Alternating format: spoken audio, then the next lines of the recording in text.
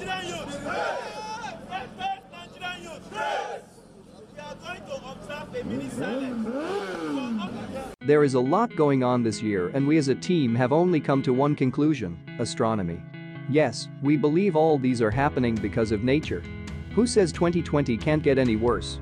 A lot of you guys must have heard about the end SARS going on in Nigeria, but to some who isn't aware, here is the full detailed video. Make sure you subscribe to the channel right now and don't forget to turn on your post notification. What started as a grassroots movement to end police brutality in Africa's most populous country has become a global phenomenon embraced by the world's biggest celebrities. #EndSARS.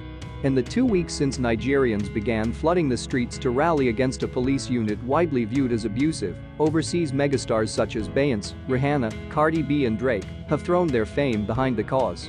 Now the protest is dominating social media feeds on practically every continent and, by Wednesday, had made its way into the US presidential race. The United States must stand with Nigerians who are peacefully demonstrating for police reform and seeking an end to corruption in their democracy, Democratic nominee Joe Biden said in a statement. Attention to the movement skyrocketed after Tuesday night when protesters and human rights groups say Nigerian soldiers opened fire on a peaceful demonstration in Lagos, a metropolis of approximately 20 million. There was no warning, one protester told the Washington Post, like others speaking on the condition of anonymity because they feared retribution. What is #EndSARS? The hashtag first surfaced in 2017 as activists in Nigeria sought to abolish a federal police unit called the Special Anti-Robbery Squad. SARS, as it is commonly known, has existed for nearly 3 decades. But over time, its critics say, the unit has developed a reputation for abusing its power. Amnesty International said it has recorded 82 cases of SARS abuses over the past 3 years, including beatings, hangings, mock executions, sexual assault and waterboarding. Then a disturbing video that surfaced online October 4 shined a fresh spotlight on the unit, reinvigorating outrage across Nigeria. The footage shows officers dragging 2 men from a hotel, according to The Guardian, and shooting one of them outside. Protests erupted in the West African powerhouse's major cities. Demonstrators posted their grievances on Twitter and Instagram. Nigerians abroad swiftly chimed in.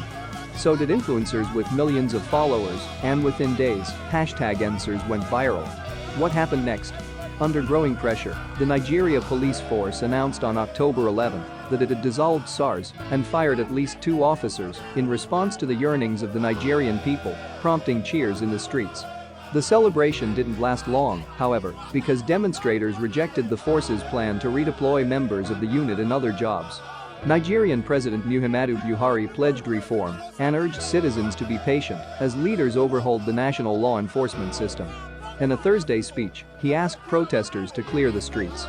"Your voice has been heard loud and clear, and we are responding," Buhari said. The government vowed to work with human rights groups on a new model and investigate atrocities of the past, telling people to come forward if they had ever endured hostilities at the hands of a Nigerian officer. But protesters didn't buy it. Leaders have promised police reform 4 times in the last 4 years, said Bulama Bukarti, a Nigerian lawyer in London who represents victims of police brutality. People are tired of lip service. Thousands stayed in the streets this week, even after Lagos implemented a 24-hour curfew. They blocked roads and camped outside a busy toll booth plaza in the upscale suburb of Lekki. Protesters said peace was their aim. Video shows large groups dancing and waving Nigerian flags, but authorities have accused criminal elements of torching, looting buildings and unleashing terror on citizens, the Lagos state governor said on Twitter. Another hashtag has emerged this week. #Lekki Massacre. Just after dusk on Tuesday, protesters say streetlights suddenly went out in the Lekki tollgate plaza. The crowd was singing the national anthem when Nigerian security forces approached and opened fire, witnesses and human rights groups said. "All I heard was bullets left, right and center," a 37-year-old man who recorded a live Instagram video at the demonstration told the Post. 10 people died, according to a tally by Amnesty International, and hundreds were wounded. 2 more died that evening in another Lagos neighborhood called Alasa, researchers said. CCTV cameras at the Lekki tollgate, where #EndSARS protesters had been camped for 2 weeks, were removed by government officials, and the electricity was cut, a clear attempt to hide evidence, the organization said in a statement, citing witness reports. The Nigerian army, which did not respond to requests for comment, denied on Twitter that soldiers had been on the scene. As fury soared, however, Babajide Sanwo-Olu, the Lagos state governor, said he had ordered a probe into the adopted rules of engagement employed by the men of the Nigerian army deployed to the Lekki tollgate. Nigerian Vice President Yemi Osinbajo said on Twitter that he visited victims of the Lekki shootings in the hospital. The pain of these terrible events is palpable in our towns and cities, and some losses are irreplaceable, but we can and will get justice for all of them, he wrote. I stand with Lagos and all other affected states in these trying times. The violence sparked international uproar. The UN Secretary-General condemns the violent escalation on 20 October in Lagos, which resulted in multiple deaths and caused many injuries, his spokesman said in a statement.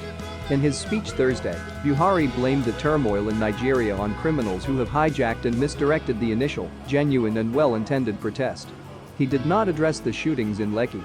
To our neighbors in particular, and members of the international community, many of whom have expressed concern about the ongoing development in Nigeria, Buhari said, we thank you and urge you all to seek to know all the facts available before taking a position.